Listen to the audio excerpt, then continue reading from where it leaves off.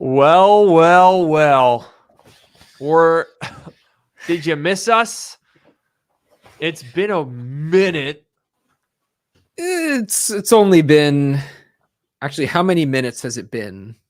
How many minutes has Thousands. It's been I think it's been like, wait a second. It's been like 40,000 minutes. 40K minutes. Not bad. Something like Not that. bad at all. Not bad at all. Oh my goodness. A lot has happened, both in our personal lives and in the world of technology.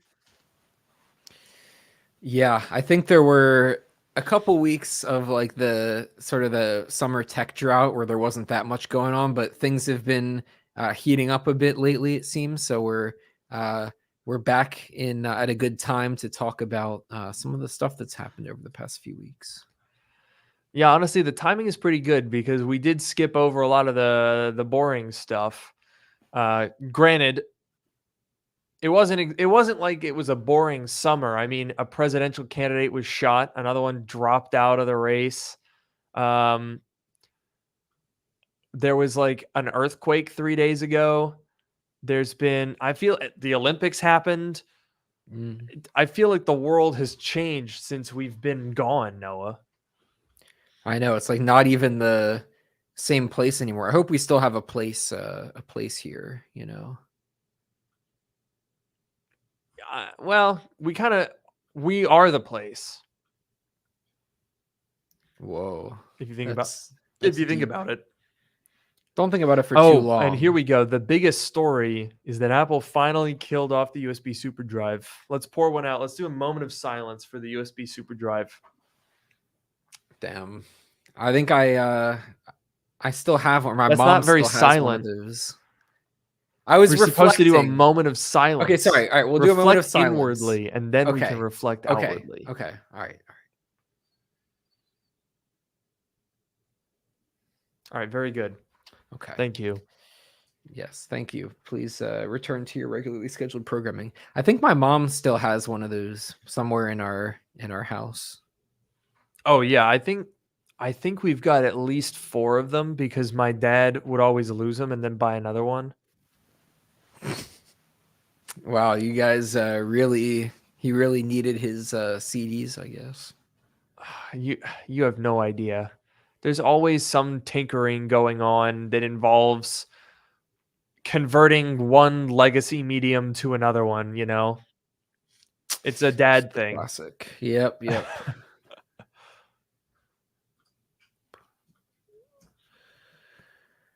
I feel like since we haven't been here for so long, and I feel like we have a good amount to discuss, should we get started a little early? I agree. That's a good idea. All right. New audio recording. Man, it's been a minute since I've done this. I don't remember how to do a podcast. I was going to say, do you still remember the intro? I think I have it. I think I remember it. Well, let's find out, shall we? We're going to find out. Welcome to Dark Mode, the podcast that brings you sage advice from 2 technology experts.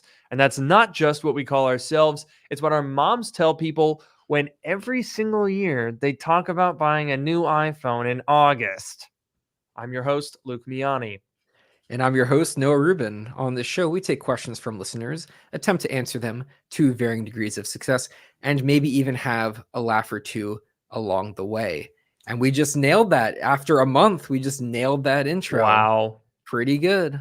I mean, we're seasoned professionals at this, I think. That was impressive. That's true. You know, we have taken quite a few breaks. I don't want to, maybe we shouldn't be drawing attention to this. The fact that that we're off more than we're on sometimes, but I guess we'll say that we have some experience with this. So it's good. It's good to be back. Should we update our intro from a laugh or two along the way to a break or two along the way? Because that would honestly be more accurate at this point. That's pretty good. It could be like a laugh or two per month because, you know, we only do like, you know, one episode a month these days.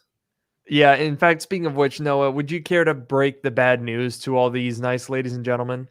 Oh, if we're starting with that up at the top, all right. We are going to be off for the next 2 weeks after this one. So this is And a it's not my very fault. this is the last 4 weeks were your fault, or the last, like, I don't know, some of those weeks were your fault. These are my fault, but we will make this a very special episode to make up for it. And then when we come back from those 2 weeks, we're going to be so close to new iPhones and Apple Watches and whatever. It's going to be super exciting time. So So be good. so this is the only show we're doing in August, is what you're telling me. Let me double check the calendar. Well, yeah, because the next one will be September 1st. Yeah, that's what I So was. Yeah. But hey, you know yeah. what? That's at that point, well, I guess we won't have gotten invites to the event yet. That'll probably be on Monday or Tuesday, the second or third. And then I'm pretty sure it's going to be September 10th for the actual event. Nice. I mean, that'll be really soon. That's in a month from now, and time will fly, and we'll be there soon. Oh, I'm excited. I'm very excited, but we should get into the news because a lot has happened and I want to talk about the Mac before we get into the iPhone stuff that is inevitably going to have to happen. Of course. And that is we we are finally I dare not even get too excited about this, folks, because I am suspicious. I'm always suspicious whenever I hear rumors like this, but we have now heard for the first time in a while that a new M4 Mac Mini will be its smallest computer ever. So this would be the first major design change to Mac Mini since Steve Jobs' era, which is outrageous if you think about it. The current Mac Mini design came out in 2011 with a DVD drive, which was dropped in 2012 and has not been changed since. Actually, it has been changed, and it used to have an infrared sensor on the Oh front, and then yeah. they removed it. That's how old the current Mac Mini design is. It's actually so unbelievably hilarious. It beggars belief. Yeah, this design is it's obviously an old design, but it's especially funny after like Apple Silicon came out, because you can do so much, like you can pack so much more power into a small space with Apple Silicon. There's no reason for this thing to be this big anymore. It doesn't need the cooling that the Intel chips needed. It doesn't need that amount of size and whatever they're doing with the storage, whatever. It can be so much smaller than it is, and it is really overdue for them to update it. And I really like eUploads has a comment saying it would be really cool if they turned an Apple TV into a Mac Mini. And I'm just Mm. thinking, like, that's such a nice little form factor, the Apple TV. Like, imagine if that thing would just sit on your desk and run Mac OS on your monitor or whatever. Like, that would be so cool. No, I think that's exact. I would absolutely love if they do that. I would love to see like the rounded edges and maybe a glass top or something that would kind of be a throwback to the original Mac Mini. We've heard a couple of, little murmurings about something like that. I would also love a USB port and an SD card slot on the front. I'm just going to put that out there. It'd be like a little mini Mac Studio. Could you imagine that? That'd be awesome. Yeah, that's why I can't imagine that, because I feel like Yeah. Apple wants to keep them separate. I agree, it would be amazing if they did it, but I can't imagine that they would, because they gotta separate it from the Mac Studio. Yeah, honestly, that's a very good point. But I'll tell you what, if this new Mac Mini is that much smaller, I think it's time for me to stick a Mac Mini in something else. I've put a Mac Mini in an iMac. I've put a Mac Mini in a Wii. I think it needs to be put into more things, personally. Oh yeah, the possibilities are, I'm not gonna say endless, but a lot more open than they are if the thing is really that small. So we can start brainstorming that. Ooh.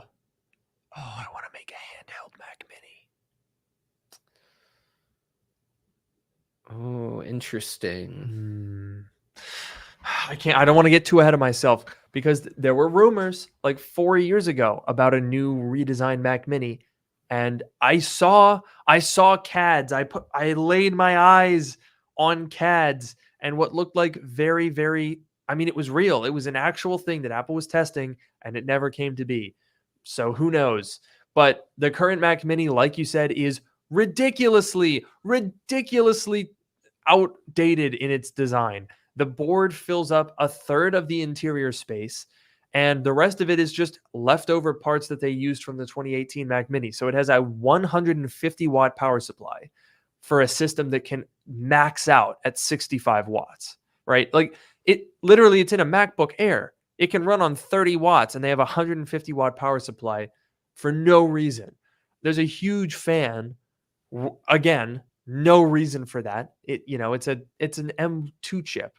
I guess there's an M2 Pro chip in it, so then it can actually use that fan. But like, even then, it's that chip's in a 14-inch MacBook Pro. It doesn't need that much cooling. These are Apple Silicon things, and like, I mean, the whole thing is just full of air. So I would really like to see a redesigned Mac Mini. I think that has a ton of potential, and I really hope it is small like an Apple TV. If it is, I mean, okay, I don't think it can be that small because the Apple TV is passively cooled. So I feel like it would probably need a little bit more, but God, it would be so cool if it was that small. Yeah, it may not actually be that small because I think the Apple TV is probably a bit less powerful. There's also fewer ports on an Apple TV than you would have on a Mac Mini. So I could see it being a bit bigger, but even still, I feel like this would be such a significant design upgrade because like, take the MacBook Pro, for example. You compare like the 16-inch design from like right before like the end of the Intel days to the new redesign, the Apple Silicon one right now. Like that's a pretty significant update. They look very distinctly different, lots of things like that. But I would argue something like this is potentially even more significant in terms of like if you put the two next to each other, it's like they would almost look like they're two different products in the case of the Mac Mini. If Apple's able to get it, I could see them, who knows? Are they going to go for like an Apple TV kind of thing? They could do a tall boy like they did for the Airport Extreme. They could do a flat one that fits under the stand of the display or whatever. Do almost like a super drive, like a flat and long. I don't know what they would do. Probably more just like the average, like an Apple TV, but they could do something very cool with it, and it would be really nice. I know. I would love to see them do something more interesting. We saw rumors, I think very sketchy rumors, that there was maybe going to be a Mac built into a keyboard. That would be sick. Because I'm like, okay, Yeah. the Mac Mini as it is a very nice form factor. Everyone loves a little micro PC. You can put it under your desk. You can stick it behind a monitor. You can make super cool minimal setups with it. But what I want to see is integrating the Mac Mini into a setup like that, integrating it into a monitor stand. I want a compartment that comes out of the desk with, dried ice and steam, and a Mac Mini rises up, and then I put in my USB drive and stick it back down. Give me something fun. That's what I want. Yeah, definitely. And I wonder, like, I guess they have to keep it separate from the iMac as well, so they don't want to. I guess if the iMac is the all-in-one and the Mac Mini is the like bring your own display, keyboard, mouse, whatever. That was what they say for it. So like I guess they got to keep it separate. I don't think they're going to go too crazy with it. Unfortunately, I'd love if they did something really cool. But even if they just make it a lot smaller, like that alone is still like pretty cool. Yeah, that is true. I could really use some new M4 Max. I'll tell you that though.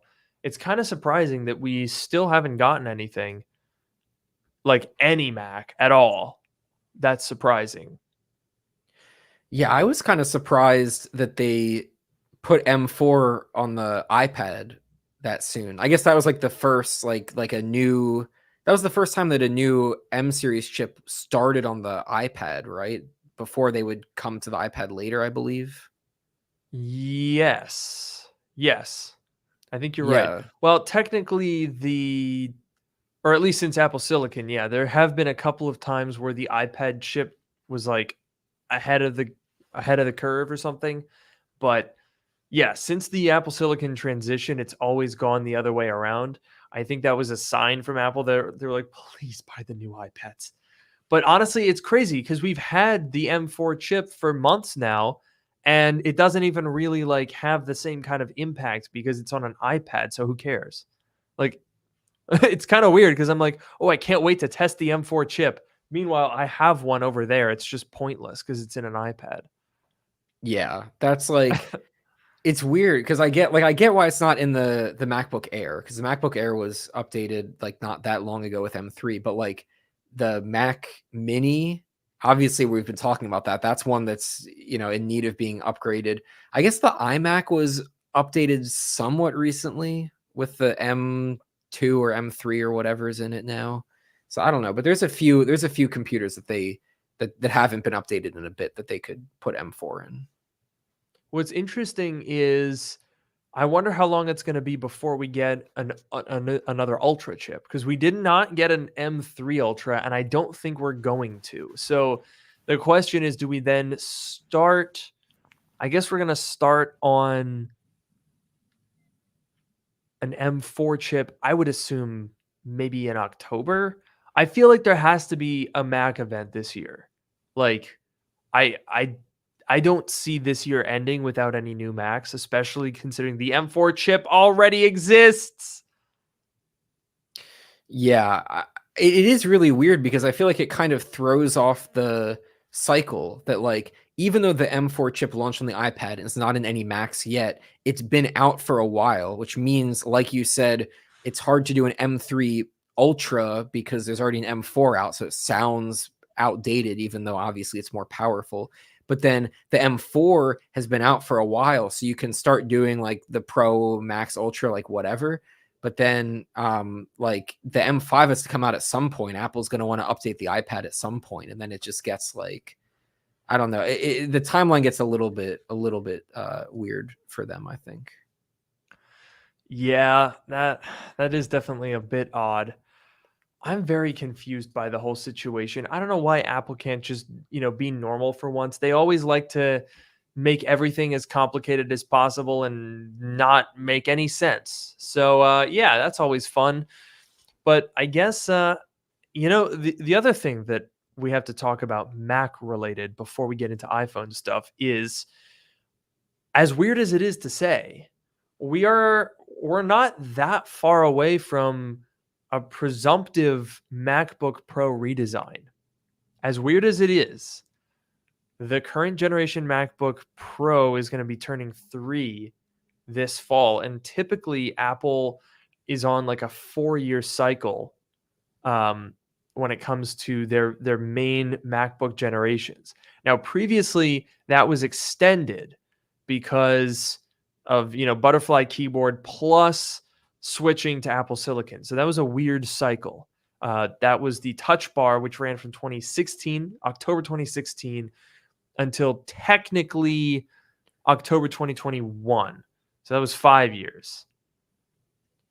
Now, I don't know, man. It seems weird to think about next fall getting a redesigned MacBook Pro, but that's what history books are telling us. And I think I remember seeing rumors about it. So I think it's going to happen next year. Weird. It's really like, it's weird for like, I guess it's really weird because first of all, I can't imagine upgrading my MacBook Pro that I have. I have Right. 2021. It's like pretty much fully specced out, or it's like very specced out, which it definitely didn't need to be, but like whatever it is. And so it's already like so fast, powerful, battery life, whatever. I can't, it's like the iPad, like the 2018 iPad that I still have no desire to upgrade. And I think, and I wonder, like, you look at the iPad, and the iPad went a long time without getting a redesign. You can argue that the most recent version is a redesign. I mean, it's a lot thinner and there's some other differences. The camera moved, whatever. I'd say it's a bit more of a more of a refresh, bigger than a refresh, smaller than a redesign, but whatever. I kind of, if I had to guess, and we'll look at these rumors because, I don't know, but just going off of my thoughts, I would think that maybe they will extend the life cycle a little bit more. They could easily squeeze 5 years out of this thing if they want to. The question is, do they want to?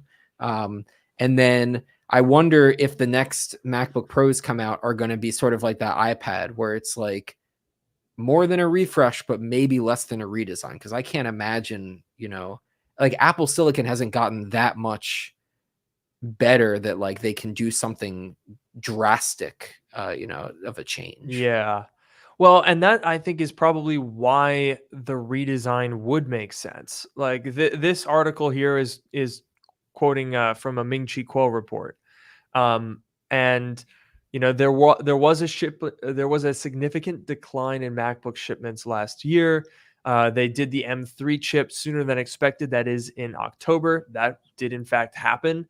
And then Ming Chi Kuo was saying if the M3 can't boost MacBook shipments, I think the likelihood of introducing the all new design in 2025 may increase. And that does kind of check out if you think about it.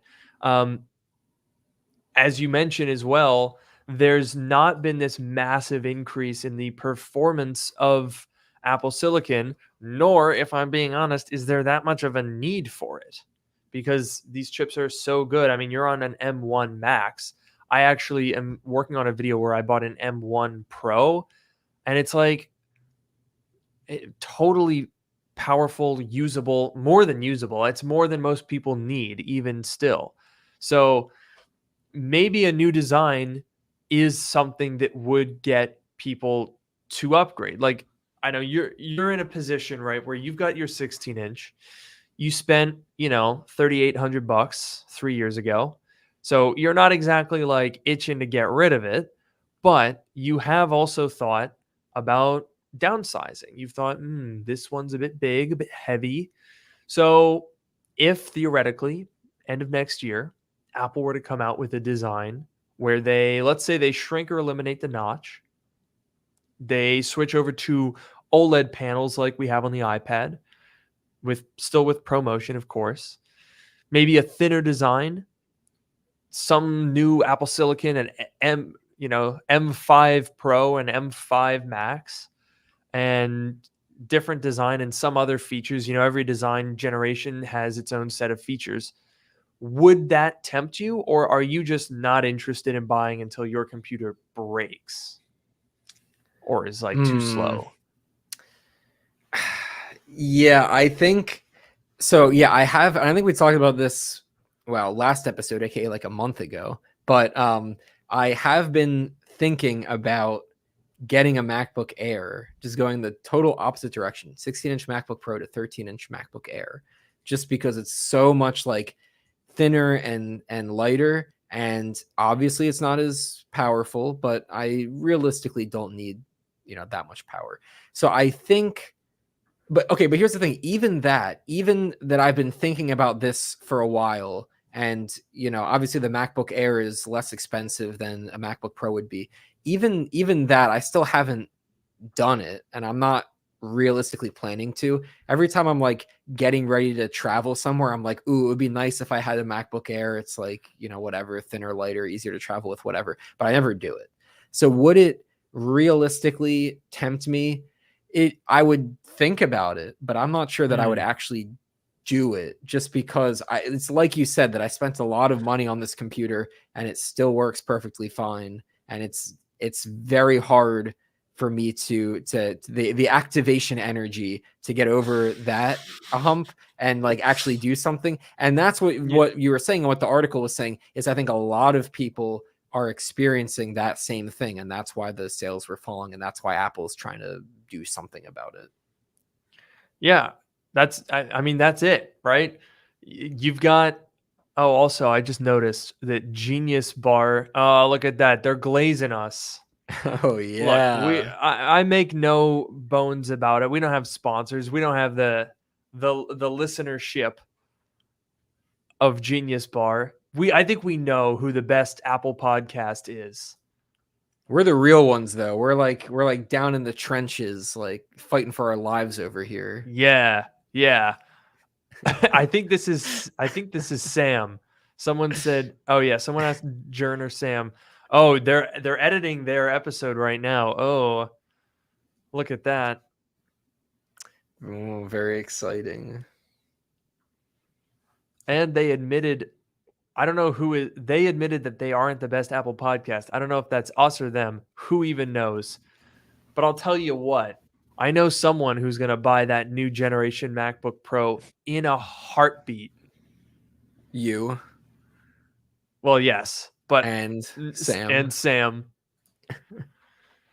because this is the thing. This is what we do. I tend to sort it into two different camps. There's two different types of tech users, and this is Mac, but then also iPhone as well. Perfect transition to the iPhone 16 Oh, Pro. nice.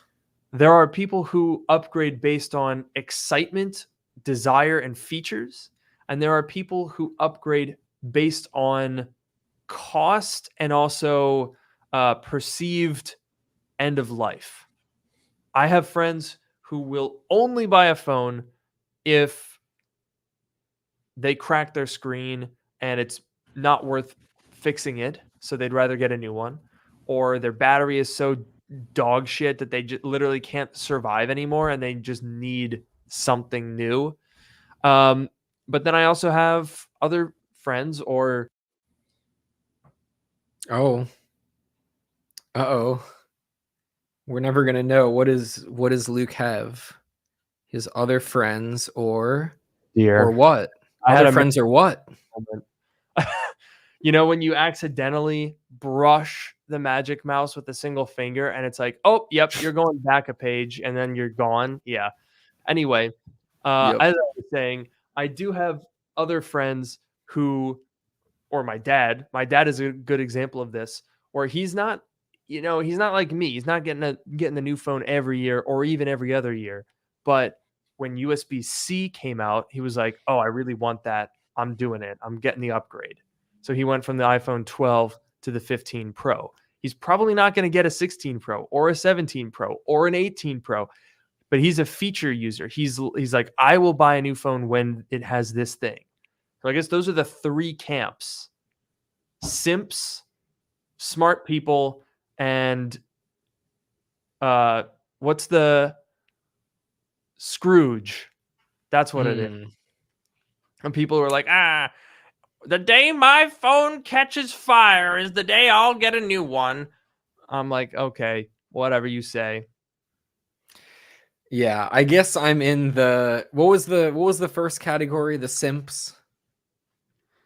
Yes, the simps. That's me. I'm the simp, and Okay, you so too. I'm so I'm pretty sure, in at I'm least in for that iPhone. category. Yes, for iPhones. Because the thing is, like, first of all, my family enables that because I give them my old phones, so I That's feel like true. and to be fair, I am Mhm. buying the phone. I'm paying for the phone and I give it to them for free. So I am It's like charitable. I'm being kind of nice, but at the same time, they enable me so I don't have to feel guilty about spending a bunch of money on a new phone every year. I can be like, oh, I'm gonna give my current one. Like my dad has a 10s Max right now, and he's gonna get. Oh, I know, dude. He has a 10s Max. The battery life is horrible. The storage, he's like constantly deleting things to free up his storage. He has like 64 gigs of storage or something. It's oh, he has a 64. yeah, yeah. It's Oh, it's a bit rough for him. So I'm giving him my 15 Pro Max when I get the 16 Pro or Pro Max, whatever, in the fall. And so I get to feel like a good person and I get an excuse for buying the new one. So that's they clever. they enable me and they get free phones out of it. So I guess it's a win-win.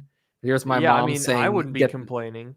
yeah, my mom has my 14 Pro right now, so she's saying get Yeah. the 16 Pro so that she can whatever. So See, it's I all don't good. do that. I'm look, I keep the one previous phone. So when the iPhone 16 Pro comes out, I mean, you know me, I'm gonna get the Pro Max.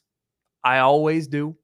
I always think about it. I always think, oh man, the small one's so small. I like that. But then I think, no, that's for fools and nerds. I am not a nerd. I get the big phone. And then I'll probably end up selling my 14 Pro Max, which I've kept as a sort of a B cam or a spare backup phone. And then the 15 Pro will assume that role. But I always sell them. I don't give them away. I ain't no charity over here. Although I do give them laptops, so I guess that counts. Yeah, that's pretty good. I also feel like for me, I guess like the iPhone is the device that I use more than anything else. Like Hmm. obviously, right? Like obviously it's in my pocket all the time. I'm like whenever I'm out and, out anywhere, I have my phone with me. So I'm using it a lot. And like I do use my Mac. I don't use it super often. Like I have my work laptop that I use at work. It's, whatever. It's a piece of equipment basically for doing my job. And then I have Right. my laptop that I use sometimes if I'm writing code or whatever. But like if I'm sitting on the sofa down, in front of the TV and I'm using a device, it's probably my phone. It's probably not my laptop. It's probably not my iPad. It's probably my phone. So I feel like the phone is one like I'm more willing to upgrade it, not only because I'm enabled to, but also because like I use it all the time. So I'll like notice it more. Hmm. I care a bit more about it, I guess. That's true. That's true. Yeah. I think that's fair as well. I've definitely become more like that as my tech lifestyle kind of changed. I used to be extremely laptop driven. Um, Back in college, especially because the way that I don't know, I feel like this is actually kind of an interesting topic. I don't think many people are going to care, but I'm going to say it anyway because this is my show and I can do what I want. I I think my view on laptops has changed over the past 7 years that I've been doing this as a job.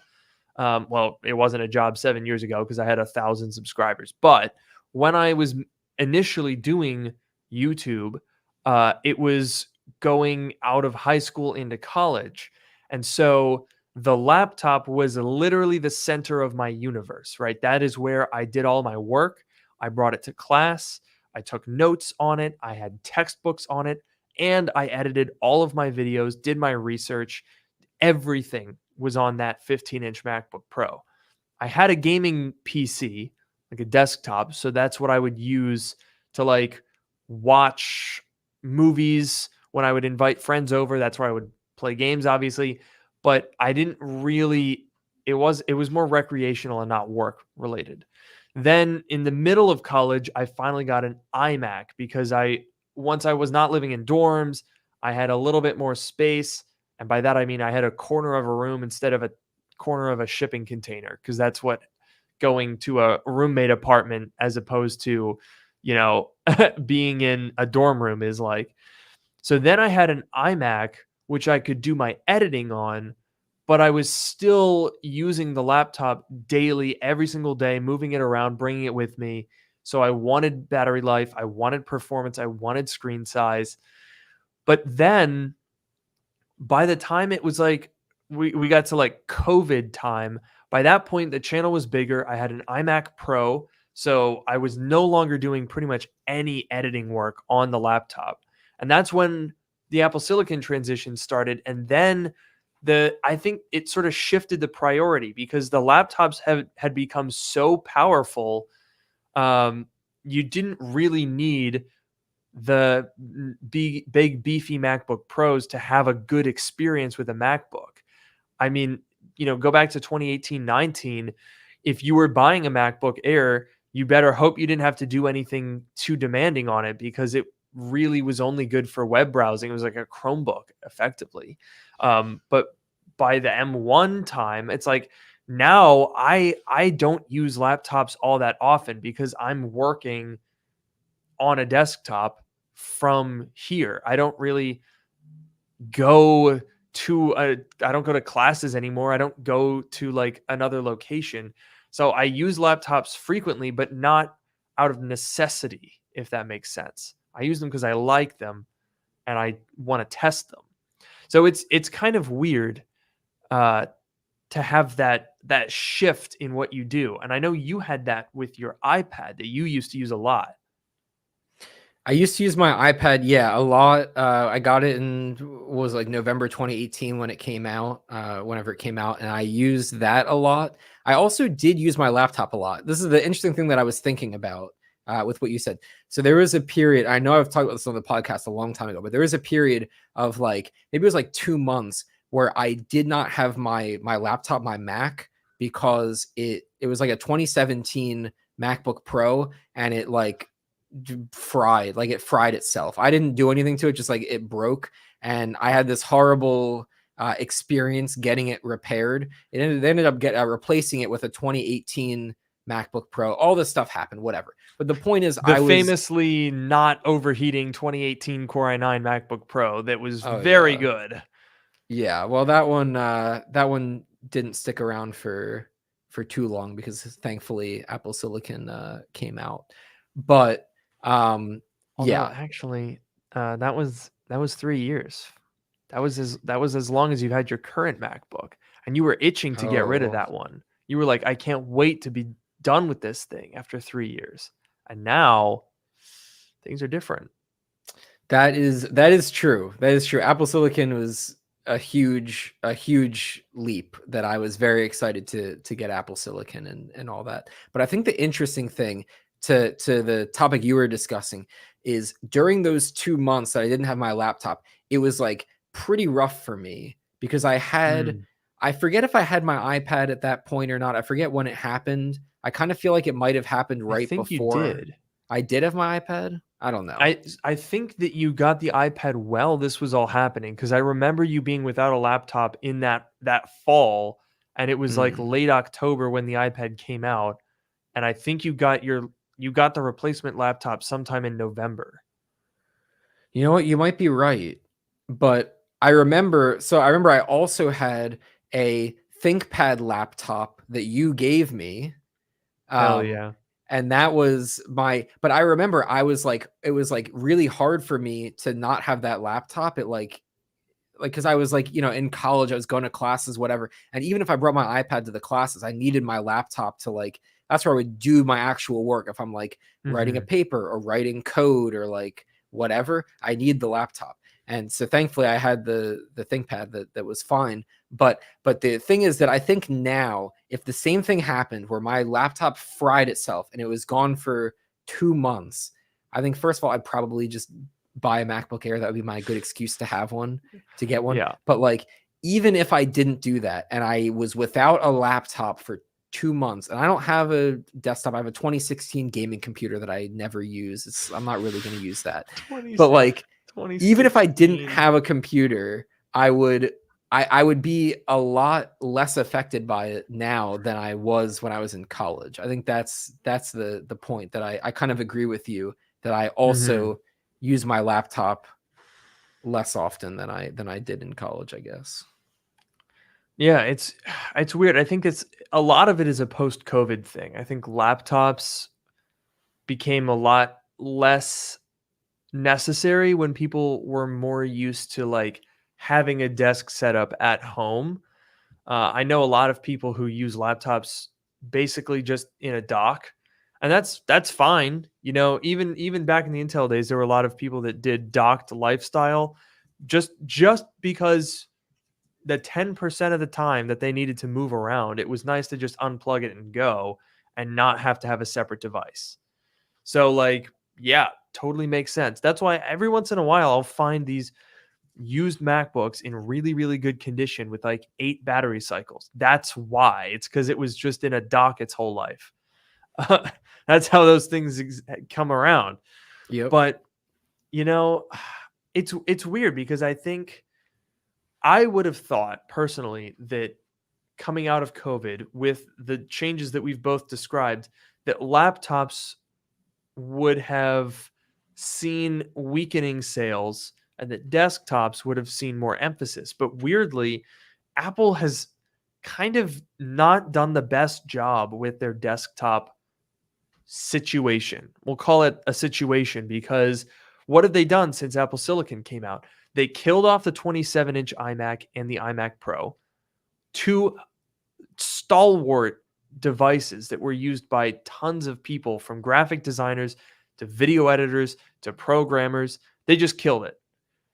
So then they gave us a 24-inch iMac, which they don't seem to really care that much about because they don't really update it and they don't really, there's no news about it. They just kind of stuck an M3 in it and said, whatever, come back to it in another 3 years. And then you've got a Mac Mini, which I guess hopefully is getting some attention. The Mac Studio, which is phenomenal. And then the Mac Pro, which is like, what are we doing? And then there's only the Pro Display XDR, which is 5 years old and way too expensive. And the Studio Display, which is half-baked using an old panel from 2020 and is still too expensive. So, like, help me out here, Apple. What are we missing? Because I remember when we were all paying attention with rapt attention, eyes peeled, ears perked, waiting for any news of a new 27-inch iMac. Remember, we would hear, ooh, 5K, ooh, ProMotion, ooh, it could be OLED, it could be mini LED. Oh, here's the panel's in testing. And now I think it's been 2 years since we've had any credible intelligence suggesting that there could maybe be an iMac ever. It seems like Apple just doesn't care about the iMac at all, period, full stop. They're done with it. Yeah, it's really unfortunate. Like, obviously they did the 21.5-inch iMac. Like, that was a pretty cool update when it happened. And then they like stuck whatever the latest chip was at the time. Fairly recently they did that. But like, yeah, they haven't. I guess they don't really need to do anything with the 21.5-inch iMac at this point because it's new enough. But like, yeah, I remember when the iMac Pro and the 27-inch iMac went away, and we thought that like we were just waiting for them to replace it. We're like, oh, like surely they're gonna come out with their replacement soon, and it just like never happened. And that was kind of weird. We were expecting it to happen, and it just never did. And they officially announced this, by the way. Like, this is not speculation. In November 6th, 2023, apparently Apple said it's not going to happen. They say the 24-inch iMac neatly splits the difference between the old Intel models, which were 21-inch and 27, which it doesn't, by the way. That's not how splitting it works. But anyway, it does not come with the most capable processors, though, and it just has the base model chips. And they basically say if you want an iMac, buy a Studio Display and a Mac Studio, but that's twice as much as the old 27-inch iMac used to cost, with the same exact panel, I might add. It's just, I don't know. I've always loved the iMac. Every single version of the iMac is so, well, except for the middle ones. The middle one's kind of boring. But like the original iMac, that saved Apple, literally saved Apple. And then they had the Sunflower iMac, which was incredible. I just did a video on converting that into a display. Love that generation iMac. And then they got a little bit boring. And then there was like the slim sides iMac. And then even the Apple Silicon iMac. I love the design of that. But it seems like, I don't know, I guess the demographics have changed or something. But nobody cares about the iMac anymore. I think it's a dang shame. Yeah, I mean, even like I never used an iMac. I've never really been a desktop person. Like when I was a little kid and I used the old family desktop, like I don't think that really counts. Like I've never like chosen a desktop for myself, whether an iMac or a Mac Mini or anything else.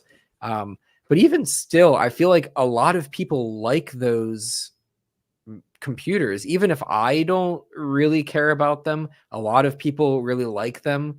And I think that they're obviously really nice. It's like the all-in-one with a super nice display and like whatever ports you need, like is a pretty nice thing when it was around. And the thing that's weird though is like we've got a lot of comments like this. most people don't want desktops anymore. And that may have some truth to it. But if that were the case, why is the Mac Studio and the Mac Mini such a success? Because the Apple Silicon Mac Mini is beloved. It really truly is. I've done multiple videos on like Mac Mini setups, and people absolutely love the Mac Mini. I don't understand it. I did a video where I used a Mac Mini with the old 30-inch cinema display, and that has like 1 million views.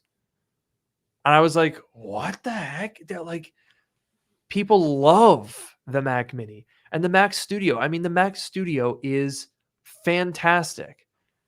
But literally all you have to do is put that behind a screen and you've got yourself an iMac.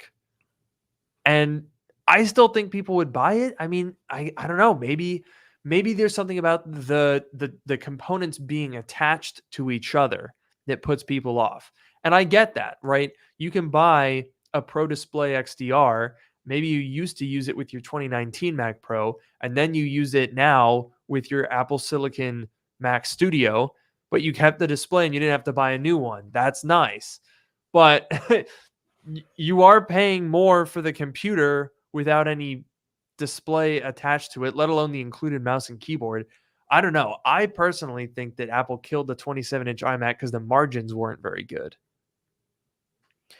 Yeah, I think like maybe the real issue, like you said, is that the displays that Apple offers are like they both have a lot of problems with them. The Pro Display XDR is Yeah. old and expensive.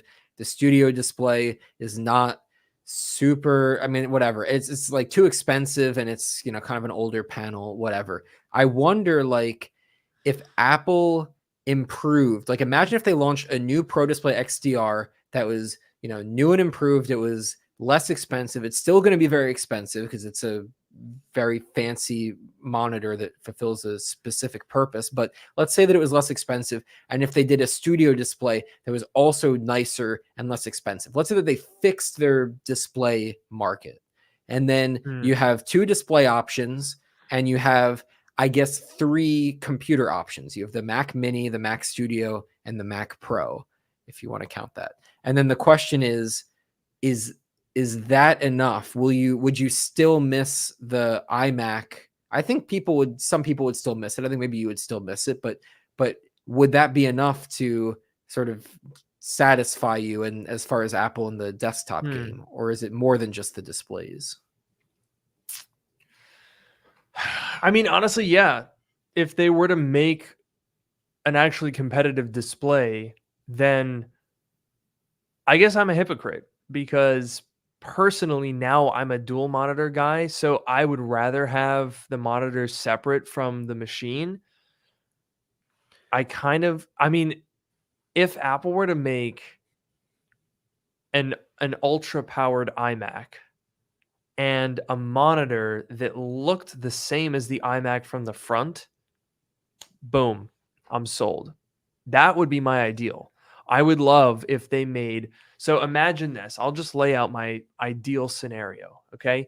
30-inch, 6K, ProMotion, mini LED or OLED. I want, uniform bezels, slim, no notch, no chin, just sleek, right? Apple design language, Pro Display XDR, all that stuff. They should make one of them that's an iMac Pro, where you can get an M4 Ultra, all the same gubbins that you get in the Mac Studio. Boom, put that in there. And then have a studio display, 30-inch, that from the front looks the same. And that way I could have them side by side on a desk with the display just plugged in to the iMac one. Super clean. You wouldn't need all the wires. You wouldn't have things running off the desk. I would absolutely buy that 100%. The problem is they're not going to do that.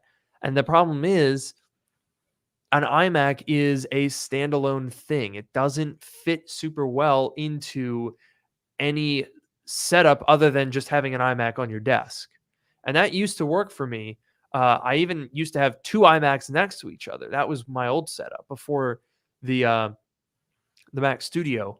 Then the Mac Studio came out and the Studio display, and I had an iMac, and then I had the Studio display with an iMac that I had gutted and turned into an external monitor next to it. But that was so ugly that when I moved and then my editing setup became the background of my videos, that I was like, first of all, gotta look better. Second of all, I don't want a 27-inch monitor anymore. Oh my God, if I'm going to have a desktop in the modern age, I want 30 inches. I want a big screen. That was the must-have for me. So I'm using BenQ monitors. I don't even have Apple monitors because it's just not good. There's no good option. You either get 27-inch, which is too small and too expensive, or the Pro Display XDR, which is old and too expensive. So it's like they just they build these great desktops and then the worst monitor pairings to go with them.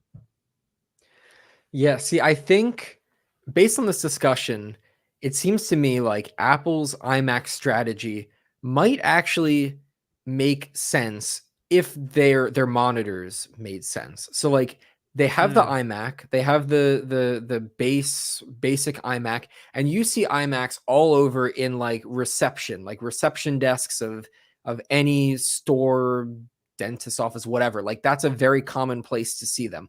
And for those use cases, you don't need a lot of power. So it makes sense to keep that iMac. They made it colorful. When Apple makes things very colorful, that's their lower tier things. That's their design language. The lower tier things are very colorful, and the higher tier stuff is very subdued and serious, which I'm not a huge fan of. I but whatever. disagree with. Yeah. Exactly. But Apple made it very clear with the iMac that it was the fun one that's not, the most powerful thing. And that makes sense. They got rid of the higher end iMacs. And I think that on the computer side, like we said, they have that covered, the Mac Mini and the Mac Studio and the Mac Pro, especially if we get a new Mac Mini that's smaller, bringing it back to the beginning of the episode, that would be super nice. But if they had the displays, obviously you don't need to buy Apple displays. You can buy whatever displays, like you said, you have BenQ displays. But if Apple could offer the displays and they were actually like reasonable and competitive, I feel like they could potentially like get rid of the need or fulfill the need that the iMac used to have. Yeah, it's not an all-in-one anymore, but it's not that far off. The only thing that's different is that the monitor and the computer, there's a cable between them and there's two power cables instead of one. So I think like those are the main differences. And I wonder, even imagine if Apple did, and I don't think they would do this, but imagine if they did like a bundle kind of thing where they're like, pick the Mac, pick the display, even if you don't get a discount, if they sort of sold it that way and made people think about it that way. And then imagine if they took it a step further and they made it so that you could have one power cable. You plug the power cable into the Mac and then the display, and somehow the power goes to both devices. If they did just a little bit more to really fully sell it, I feel like they could justifiably eliminate the need for the higher tier iMacs, but they haven't really done that yet. That's an interesting point. I think you're right. I think that's exactly it. The problem is it wouldn't be a big deal if the iMac had a logical successor, but they don't really have that because there's 3 tiers of desktop: Mac Mini, Studio, and Pro, right? That makes sense. And I actually think that the hierarchy of Mac desktops right now is the best it's ever been, because you can get them with all of the same chips as the MacBooks, and then, obviously that higher tier as well. So they have the full spectrum. But the monitors don't have that because, like we've said, one's weird and one's old and too expensive. So like if they had, realistically, what I would do is 27-inch 5K for $799. That's what the studio display should cost. And that's honestly being generous. The fact that they had the audacity to sell that for $1,600 is absolutely outrageous. And the fact that it's been 2 years now and they're still doing that, wild. But anyway, that should be $799. And then at $1,600, you should be able to buy 30-inch with ProMotion. And then the Pro display needs to be updated with realistically probably OLED, 7K, something like that. I don't know. It needs to be juiced. And then I think you'd have a pretty compelling argument. Granted, still very expensive, but you would at least have the M2 Pro Mac Mini to kind of fill that gap a little bit, right? An M2 Pro Mac Mini plus a studio display, that's the closest that you can get to a 27-inch iMac right now. But it still costs like $3,500 or something, $2,500. It's a lot. It's not cheap. But it's as good as you can do with Apple's weird, wacky offerings right now. Oh, God. What are they doing? Yeah, but you know what we are not doing is talking about the iPhones. Oh, yeah. We got into the Mac again. Yeah, we gotta cram in some iPhone talk. All right. Let's do it. Let's do the usual. What is the killer feature? What do you think you know how every year there's like the feature that gets people interested, even if there's other reasons to upgrade? What is this year's the feature? I'm thinking the first thing that comes to my head is that I'm thinking about is the capture button, because I don't think first of all, I think it's a distinctive thing. It's obviously like a hardware thing, so it's something that you're going to notice very quickly. But I also wonder if it will be like the dynamic island, in that before it came out, we heard these rumors. We're like, oh, the dynamic island. Oh, they're going to put the little indicator lights in between the camera and the Face ID, whatever. And we're like, okay, that makes sense, I guess, but who cares? And then dynamic island was announced with this thing, and we're like, oh, it all makes sense now, whatever. I wonder if potentially the capture button will be, because right now I hear capture button, I'm like, okay, you press it to take a picture, maybe you hold it to take a video, whatever. But I wonder if they'll do something with it. Maybe something related to AI. If they're going all in on AI, it seems like it would make sense to have an AI button or something. But like, if they really do something with that we aren't really expecting, I think that could be a really interesting feature. Yeah, I think you're right. I think that could be the wolf in sheep's clothing of a feature, but in a good way, because that's kind of what we had with the dynamic island, right? We didn't even know that it was going to be a dynamic island. And that's kind of, I like that part of modern iPhone rumors, because it's not just like a hardware feature or a software feature. It's kind of a combo. And so we knew that there was going to be that punch hole camera. We thought it was going to be the eye shape. And then I think it was like sometime over the summer, I was like, what if they fill it in as black and they put like the camera turning on or off, or the microphone notification in there, so then it would look like a pill.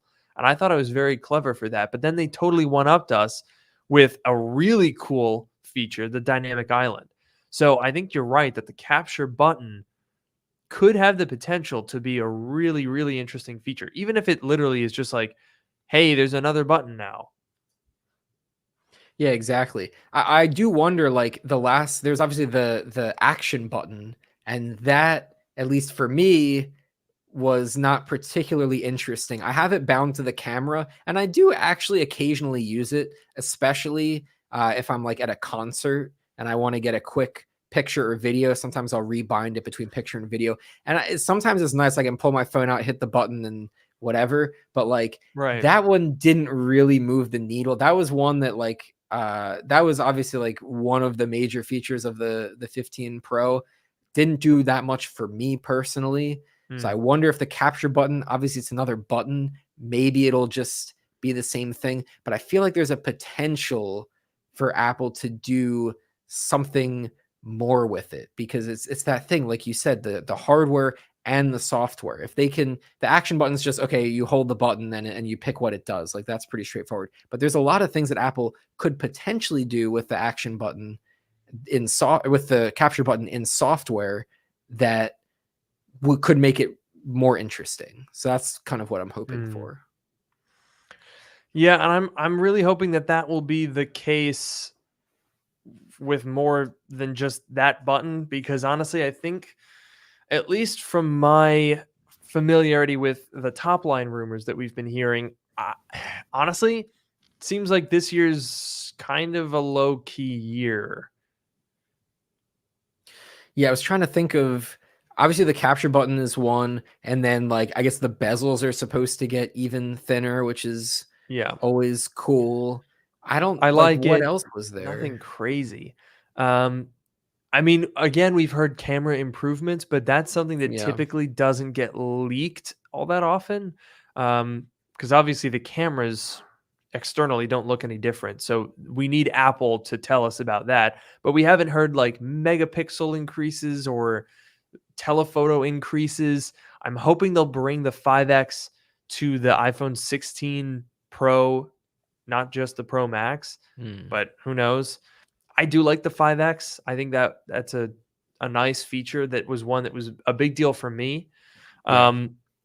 So yeah, I mean, I think smaller bezels could be tandem OLED. That's possible. I saw that one put in chat there. Maybe that would be very, very cool. Not, game changing, because it's still ProMotion, still OLED, but would be more bright, better peak brightness and HDR content. So that could be good.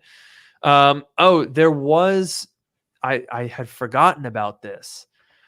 There was a rumor that the ultra wide could get 48 megapixel, and that is actually very exciting for me. I had forgotten about that one. That's a good one, because I personally use the ultra wide camera a lot.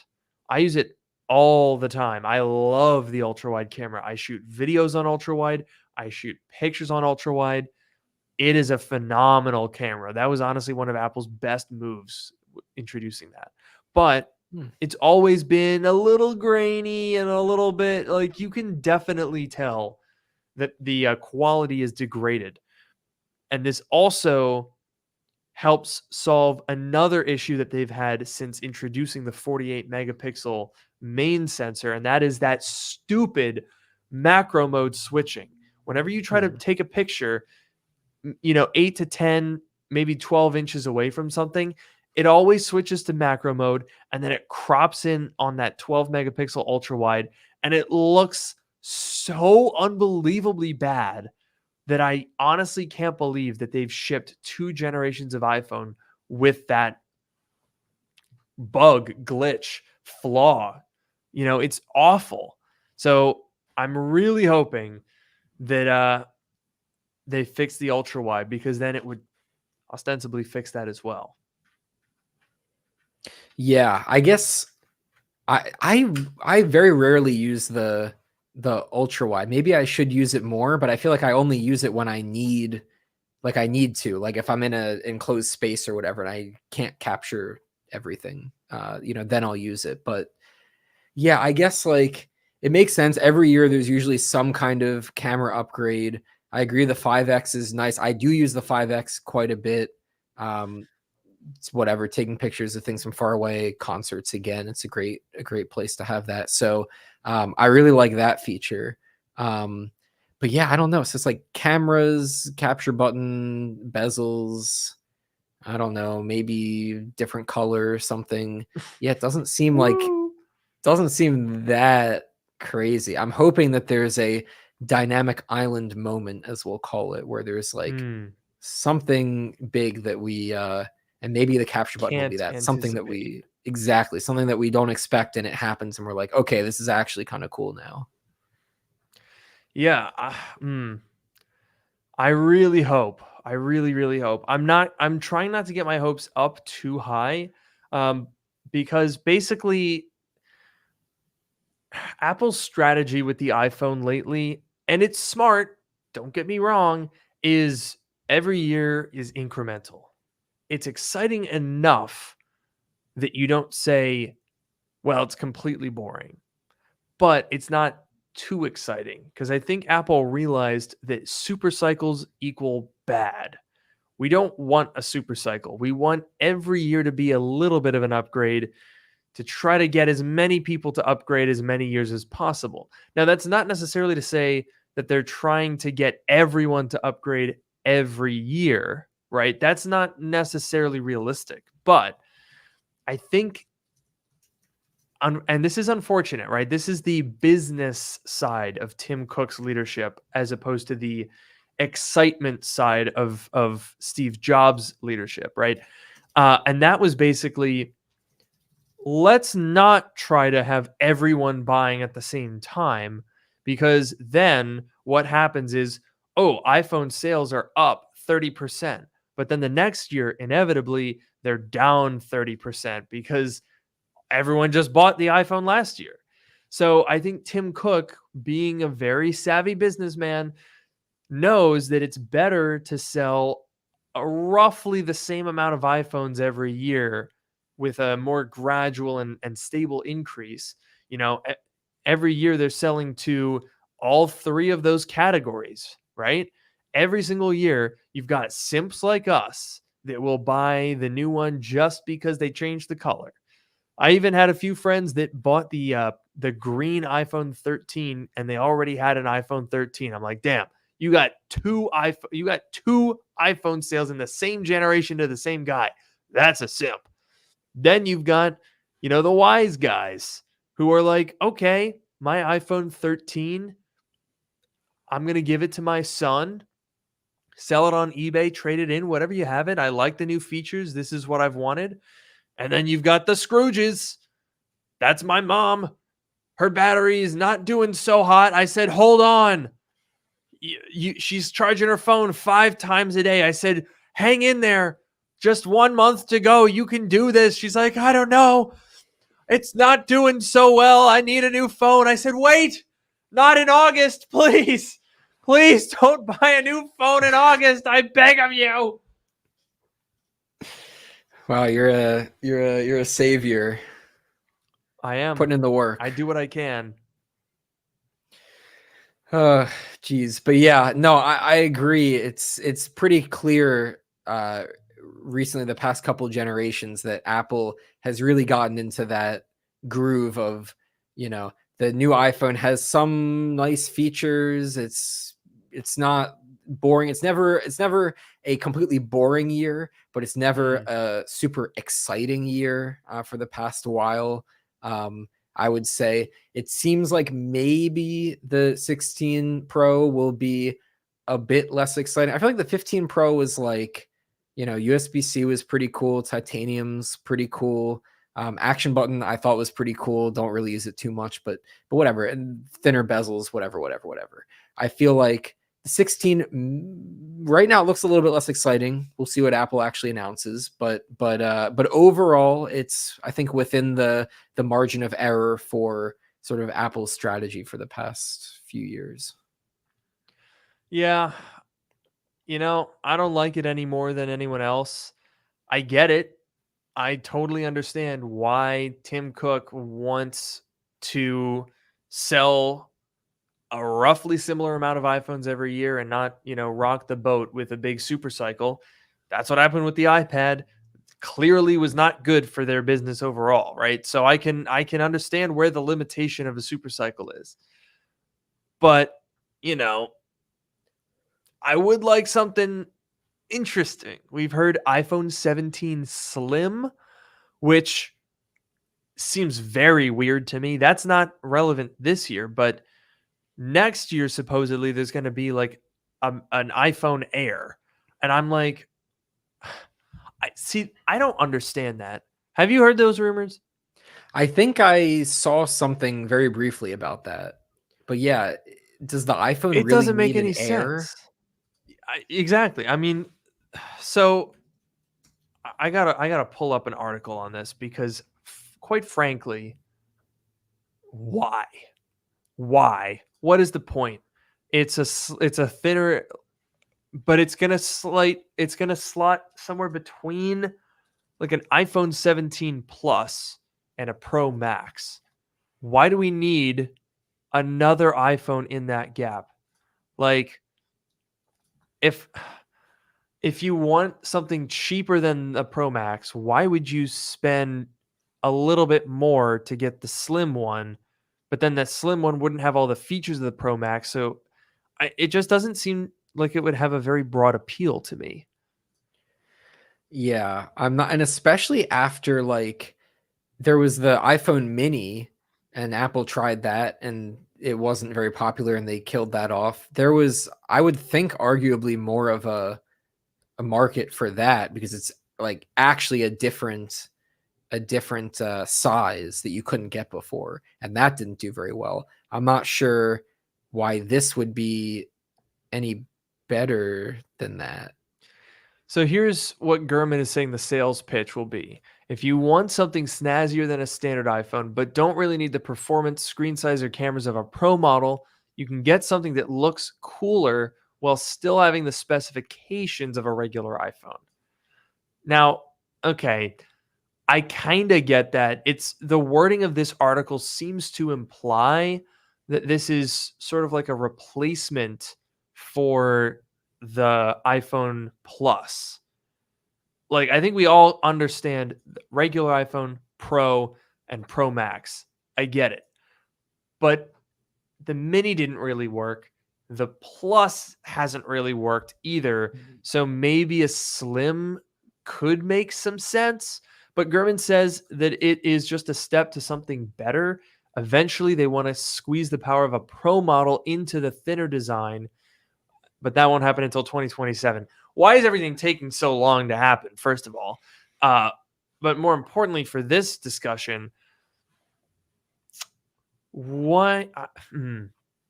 I don't know if that would be the best idea. If you want to make the iPhone thin again and, go full Johnny Ive on it, sure, I get that.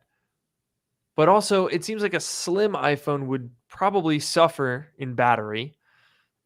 And that is something that we all want more of pretty much constantly.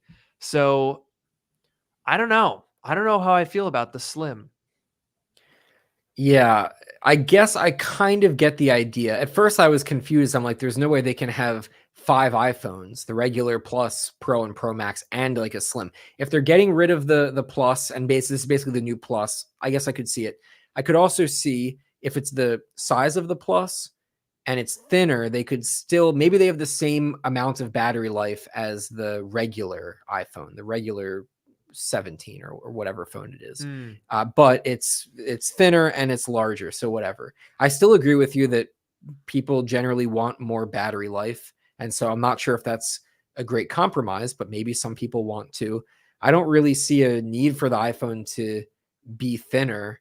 There was no need for the iPad to be thinner, and they just did that, so I guess whatever. But yeah, I don't know. I guess I kind of see where Apple's going. They tried the small one, it didn't really work. They tried just the big one, it didn't really work. And they're like, maybe the big one was a bit better, or maybe it's a bit easier for them to do because it's whatever the same size as the Pro Max, but it has the internals of the regular. So maybe it's a little bit easier. I don't know, but like maybe they're just saying, okay, the Plus was better, maybe it was closer, whatever it was, but it wasn't quite there. Maybe if we make it a little bit nicer, to go with that price tag of being a little bit more expensive. I don't know. I don't think, I personally wouldn't buy one, but maybe someone would. Honestly, maybe. But unfortunately, maybe is also the answer to the question, will you ever see us again? Because apparently that is an uncertain quantity. But fortunately, we did give you some extra time today. We went a bit long. We started a bit early. I'm sure we're going to have a lot more to say. I'm going to prepare I'll probably have a video out this month on iPhone 16 because I haven't really talked about it. And we're going to definitely do a much deeper dive next episode in September, a week ahead of launch, basically. Get excited. We certainly haven't been, but maybe we'll find some reason to be excited by then. But until then, I have been your host, Luke Miani. And I've been your host, Noah Rubin. Have a great night. We'll see you on September 1st with some exciting iPhone talk. Oh, God. September 1st.